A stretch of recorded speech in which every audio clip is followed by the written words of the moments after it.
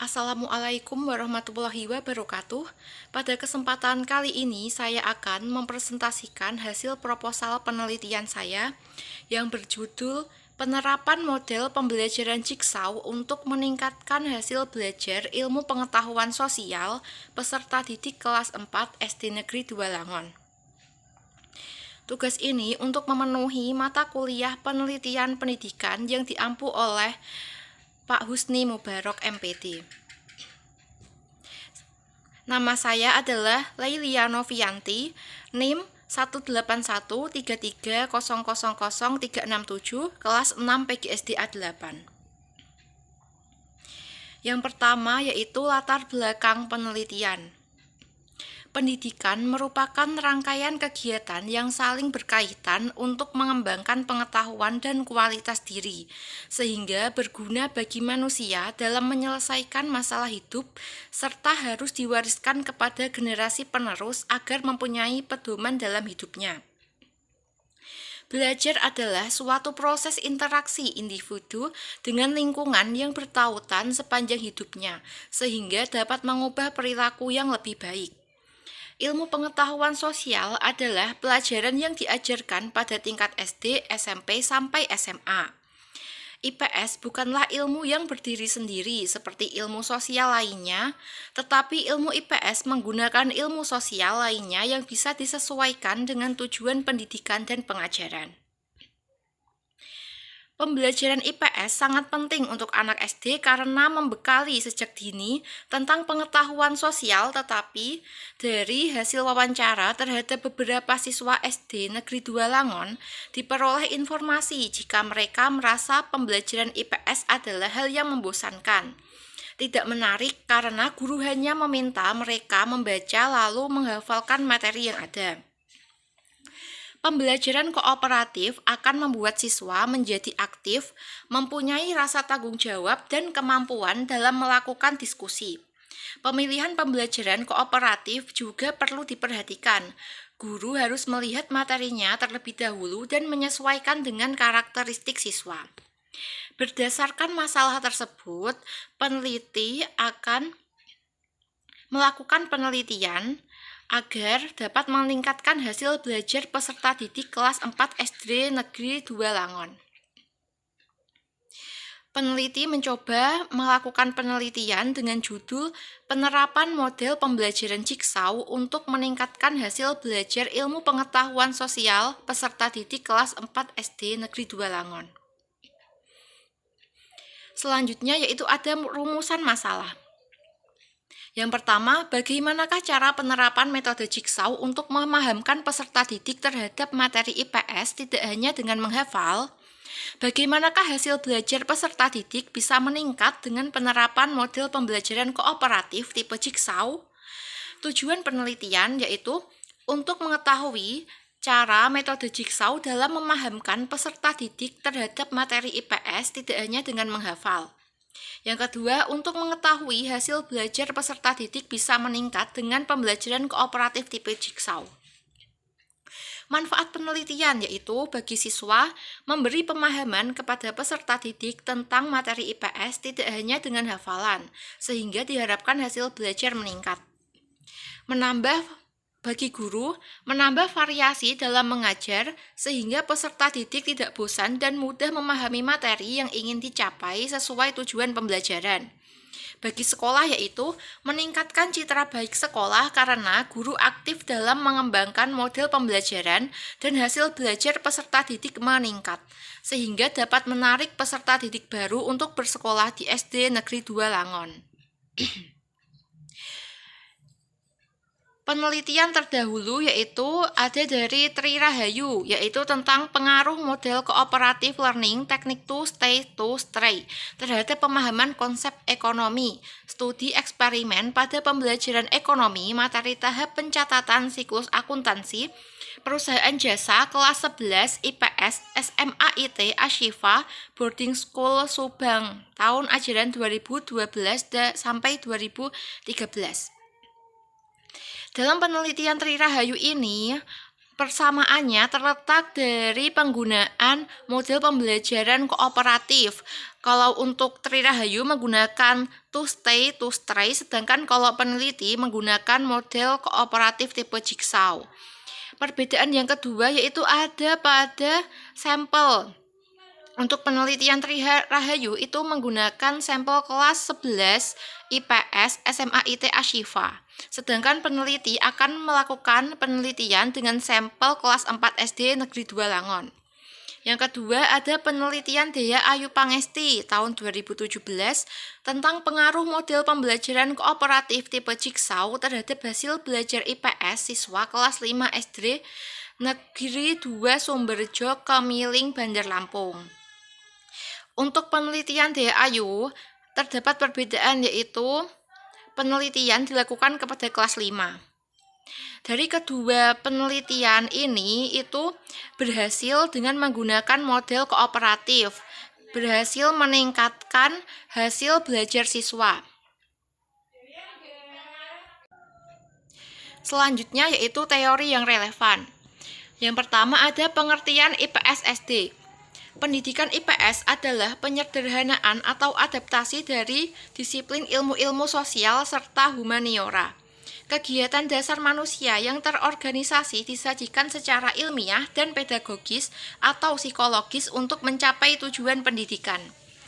Yang kedua ada tujuan IPS, yaitu mengkaji masalah-masalah sosial pada umumnya dan kehidupan manusia pada khususnya, sehingga peserta didik dapat mempunyai pengetahuan yang lengkap, logis, dan objektif. Juga perlu didukung informasi dan fakta yang akan membuat peserta didik tepat dalam mengambil keputusan. Yang ketiga ada karakteristik pendidikan IPS SD. Karakteristik pembelajaran IPS mengutamakan hal-hal, arti dan penghayatan terhadap lingkungan sosial yang fakta atau real yang berguna untuk memahami masalah-masalah dalam kehidupan dan bermasyarakat. Sesuai dengan yang dialami dalam kehidupan sehari-hari seperti adanya perbedaan pendapat, budaya, kebutuhan, ekonomi, dan lain sebagainya. Masalah dalam pembelajaran IPS juga bersifat komprehensif atau meluas, jadi perlu adanya pemikiran yang rasional, kritis, dan analitis. Pembelajaran IPS mempunyai karakteristik, yaitu teori yang membina kecerdasan sosial untuk bisa berpikir kreatif, inovatif, kritis, berwatak, mempunyai kepribadian yang luhur, mempunyai sudut pandang ilmiah dalam menganalisis dan mendalami kehidupan nyata yang sedang dihadapi. Ruang lingkup pendidikan IPS. Menurut Tasrif tahun 2008 dalam Darsono tahun 2017 membagi ruang lingkup IPS menjadi beberapa aspek, yaitu dari ruang lingkup hubungan, ada hubungan sosial, hubungan psikologi, hubungan budaya, hubungan ekonomi, hubungan sejarah, hubungan politik, dan hubungan geografi. Dari segi kelompok ada keluarga, rukun tetangga, rukun warga, warga desa, organisasi masyarakat, dan bangsa. Dari tingkatan yaitu ada tingkat lokal, regional, dan global. Dari lingkup interaksi ada budaya, politik, dan ekonomi. Karakteristik siswa sekolah dasar. Untuk karakteristik siswa kelas rendah yaitu kelas 1, 2, dan 3, yaitu keadaan jasmani dan prestasi di sekolah mempunyai hubungan yang kuat, mempunyai kesenangan memuji diri sendiri, menganggap sesuatu tidak penting jika mereka memang tidak bisa menyelesaikannya. Mereka suka membandingkan diri sendiri dengan orang lain atau temannya yang mereka anggap menguntungkan, suka menganggap remeh orang lain. Untuk karakteristik siswa kelas tinggi, yaitu kelas 4, 5, dan 6, yaitu perhatian mereka fokus ke kehidupan sehari-hari yang dilalui, mereka ingin belajar, ingin tahu, dan realistis terhadap sesuatu, mempunyai minat terhadap pelajaran-pelajaran tertentu, mempunyai pandangan bahwa nilai sebagai bentuk prestasi. Karena pada penelitian ini, peneliti akan melakukan penelitian di kelas 4, jadi yang harus dimengerti yaitu karakteristik siswa kelas tinggi.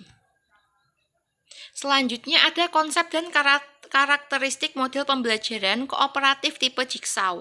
Pembelajaran Model pembelajaran Jigsaw adalah model pembelajaran kooperatif yang beranggotakan 4-6 siswa.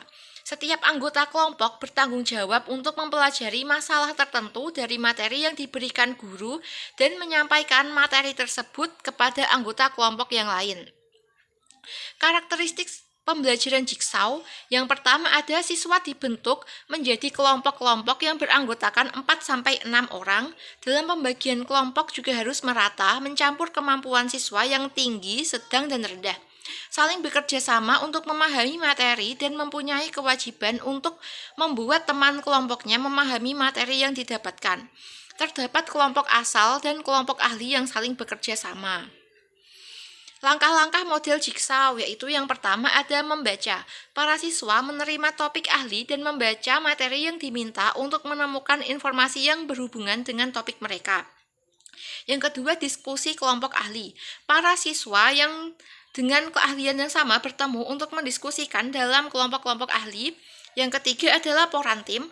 Para ahli kembali ke dalam kelompok mereka masing-masing, kelompok asal, untuk menyampaikan topik-topik mereka kepada teman satu timnya. Yang keempat ada tes. Setelah pembelajaran, semua siswa akan dites secara individu untuk mengukur kemampuan mereka, apakah sudah paham terhadap materi atau belum. Kelebihan model pembelajaran Jigsaw yaitu guru mengajar lebih mudah karena siswa aktif memahami materi sendiri dan mengajarkan kepada temannya. Materi yang diberikan kepada siswa dapat merata. Kemampuan siswa mengungkapkan ide atau gagasan dalam memecahkan masalah tanpa takut membuat salah dapat berkembang. Meningkatkan kemampuan sosial seperti mengembangkan rasa harga diri dan hubungan dalam diri sendiri yang positif. Pemerataan materi yang didapat siswa, ada ketergantungan positif yang melatih kerjasama antara siswa. Siswa lebih aktif dalam berbicara dan berpendapat karena siswa diberikan kesempatan untuk berdiskusi dan menjelaskan materi pada masing-masing anggota kelompok. Siswa lebih memahami materi yang diberikan karena dipelajari lebih dalam dan sederhana dengan anggota kelompoknya. Siswa menjadi lebih paham materi karena telah mengkomunikasikan materi yang harus dijelaskan kepada teman. Siswa dilatih untuk bekerja sama. Ada juga kelemahan model pembelajaran Jigsaw, yaitu yang pertama, siswa yang pemalu sulit menyampaikan materi kepada teman. Siswa yang aktif akan lebih dominan dalam diskusi kelompok. Siswa yang mempunyai kemampuan rendah akan kesulitan menjelaskan materi kepada anggota kelompok. Siswa yang pintar akan merasa bosan karena menunggu teman lainnya memahami materi. Siswa yang tidak biasa aktif akan merasa kesulitan dalam pembelajaran yang menuntut keaktifan. Pembagian materi sering tidak sesuai dengan kemampuan siswa. Kondisi kelas ramai membuat siswa kesulitan dalam berkonsentrasi.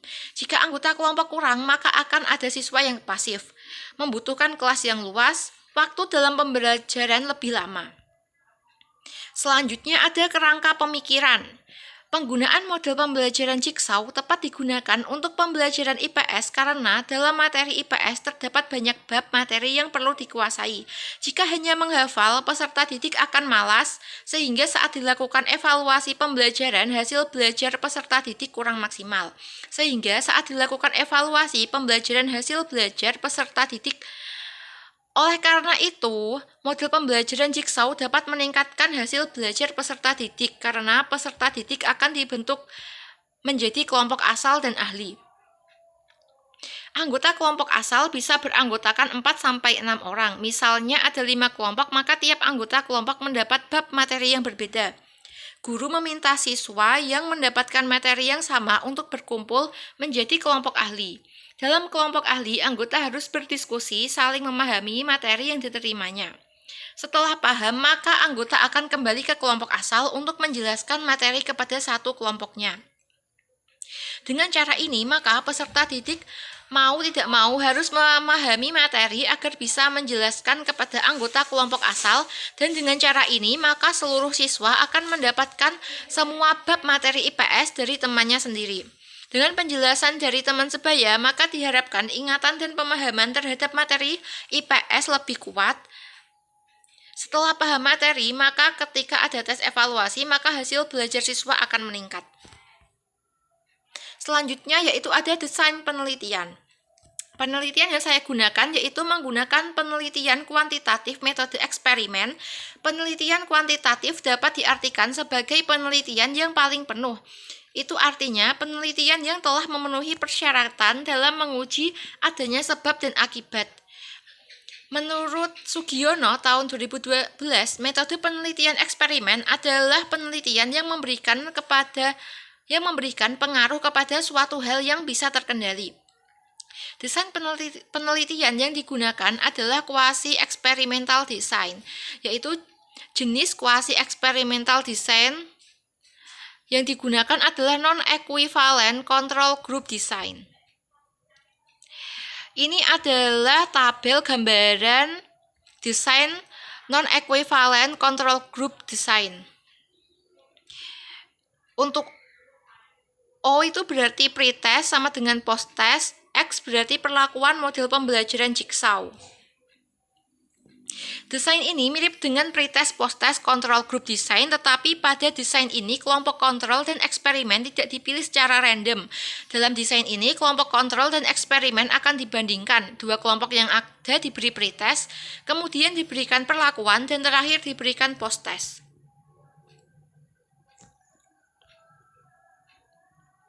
Selanjutnya yaitu variabel penelitian.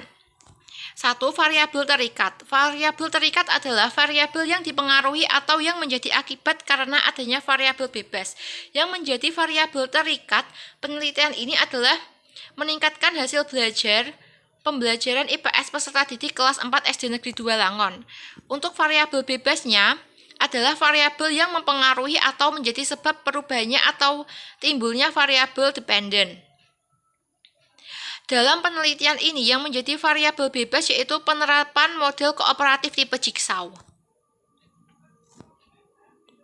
Hipotesis tindakan dan subjek penelitian yaitu apabila pembelajaran IPS di kelas 4 SD Negeri 2 Langon menggunakan model pembelajaran kooperatif tipe Jigsaw akan dapat memberi pemahaman kepada peserta didik tentang materi IPS. Peserta didik tidak hanya sekedar menghafal.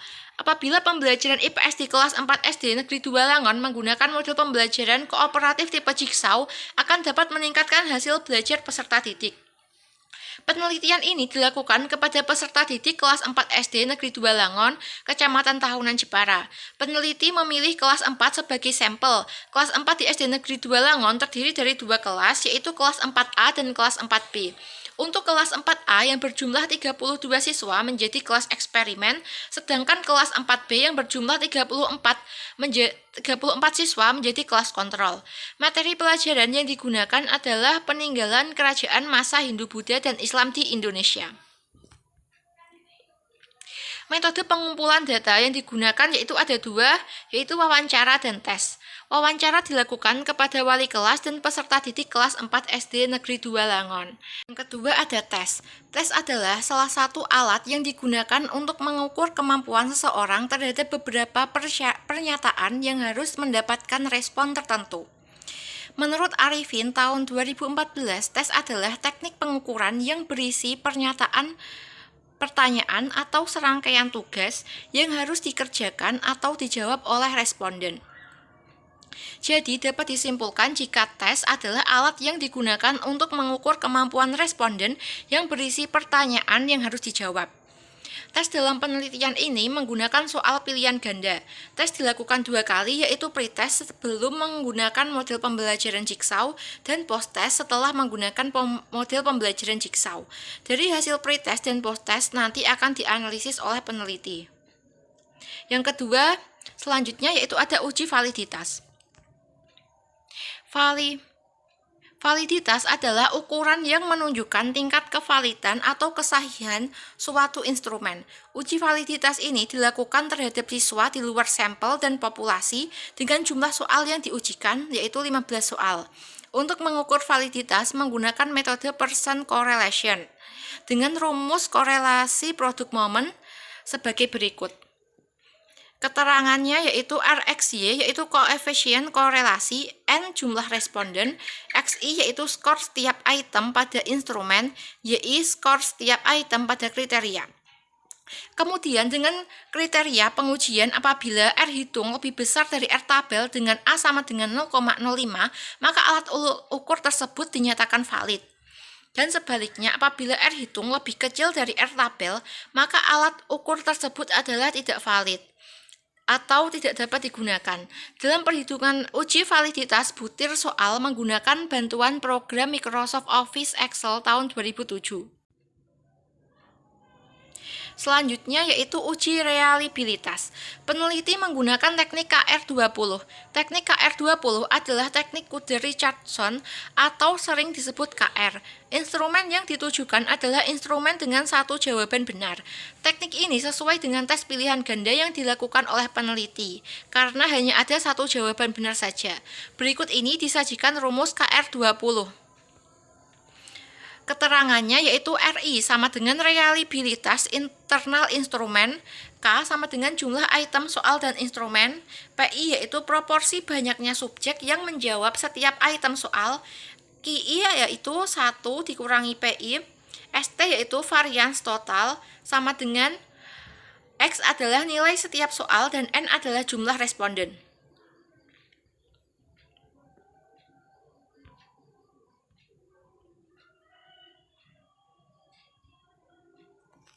Selanjutnya yaitu ada tahapan penelitian.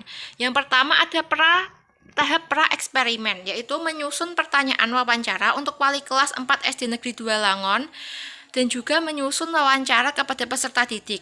Yang kedua, melakukan wawancara kepada wali kelas dan juga peserta didik kelas 4 SD Negeri 2 Langon dan observasi hasil belajar IPS peserta didik. Yang ketiga, menyusun RPP yang sesuai untuk penelitian. Peneliti menggunakan materi peninggalan kerajaan masa Hindu, Buddha, dan Islam yang ada di tema 5, Pahlawanku, subtema 1, Perjuangan para Pahlawan, dan pembelajaran ke-1.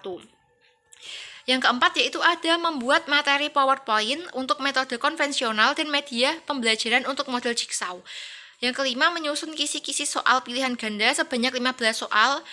Selanjutnya, melakukan tes awal pra-penelitian kepada subjek di luar sampel penelitian untuk mengetahui validitas dan reliabilitas soal, merevisi soal yang tidak valid dalam perhitungan validitas dan reliabilitasnya.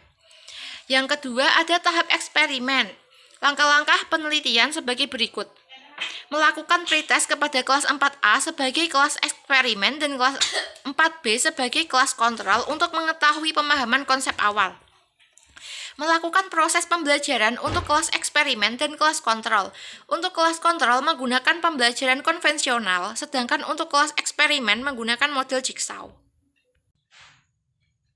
Setelah pembelajaran selesai, maka kedua kelas diberikan post-test. Hasil tes akan dianalisis untuk dibandingkan hasil belajarnya. Selanjutnya ada skenario aktivitas pembelajaran pada kelas eksperimen dan kelas kontrol. Untuk kelas eksperimen, pendahuluan dengan kelas kontrol itu sama, yaitu pembelajaran dimulai dengan salam, menanyakan kabar dan kehadiran siswa. Kelas dilanjutkan dengan doa, dipimpin oleh salah satu seorang siswa, religius, menyanyikan lagu nasional, guru memberikan penguatan semangat nasionalisme, pembiasaan membaca atau menulis, mendengarkan berbicara selama 15 sampai 20 menit atau literasi.